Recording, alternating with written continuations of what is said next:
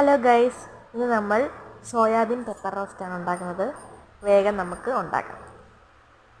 എണ്ണ ചൂടായിട്ട് സവാള, വെളുത്തുള്ളി, പച്ചമുളക്, ഇഞ്ചി ഇതെല്ലാം ഇട്ട് വഴറ്റിയെടുക്കാം. കടുക് പൊട്ടിക്കണം കേട്ടോ. ഇത് നമ്മൾ സോയാബീൻ വേവിച്ചിരിക്കുന്നതാണ്. ഉപ്പും മഞ്ഞൾപ്പൊടി ഇട്ട്, പിന്നെ തക്കാളി, ഗരം മസാല, മുളക് പൊടി, മല്ലിപ്പൊടി, പിന്നെ കുരുമുളക് പൊടി, ആവശ്യത്തിനുള്ള കുരുമുളക് പൊടി ഇടണം. നമ്മൾ സോയാബീൻ പെപ്പർ റോസ്റ്റാണ് ഉണ്ടാക്കുന്നത്. അപ്പോൾ പെപ്പറിൻ്റെ സ്വാദ് നമ്മൾ കുറച്ച് കൂടുതൽ വേണ്ടത് കൊണ്ട് പെപ്പർ കുറച്ച് ഏറെ എടുക്കണം.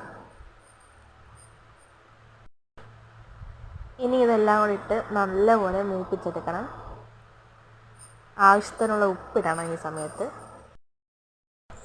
എന്നിട്ട് വേവിച്ച് വെച്ചിരിക്കുന്ന സോയാബീൻ നമുക്ക് ഇതിലോട്ടിടാം. സോയാബീൻ നമ്മൾ മഞ്ഞൾപ്പൊടിയും ഉപ്പും ഇട്ടാണ് വേവിച്ചത്. അതിൻ്റെ വെള്ളം പിഴിഞ്ഞിട്ട് വേണം ഇതിലോട്ടിടാൻ.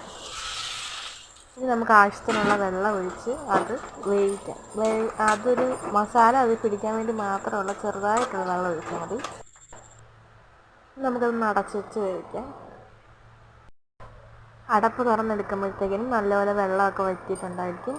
നമുക്ക് റോസ്റ്റ് പരുവത്തിലാക്കണം. കുറച്ചും കൂടി വെള്ളമൊക്കെ വറ്റിച്ച് ആവശ്യത്തിനുള്ള ഉപ്പൊക്കെ വേണമെങ്കിൽ ഈ സമയത്ത് ചേർക്കാം. നല്ലപോലെ ഇളക്കി അതിൻ്റെ വെള്ളമൊക്കെ നമുക്ക് വറ്റിച്ചെടുക്കാം. റോസ്റ്റ് പരുവത്തിൽ ഈ ഒരു പരുവാകുമ്പോൾ നമുക്ക് തീ ഓഫ് ചെയ്യാം. ഇപ്പം നല്ലൊരു മണമൊക്കെ വരുന്നുണ്ടായിരിക്കും. വെജ് കഴിക്കുന്നവർക്കൊക്കെ നല്ലതായിരിക്കും ഇത് കഴിക്കാൻ. ഇനി നമുക്കൊരു ഇലയെടുത്ത് 3 ചപ്പാത്തി ഇടാം.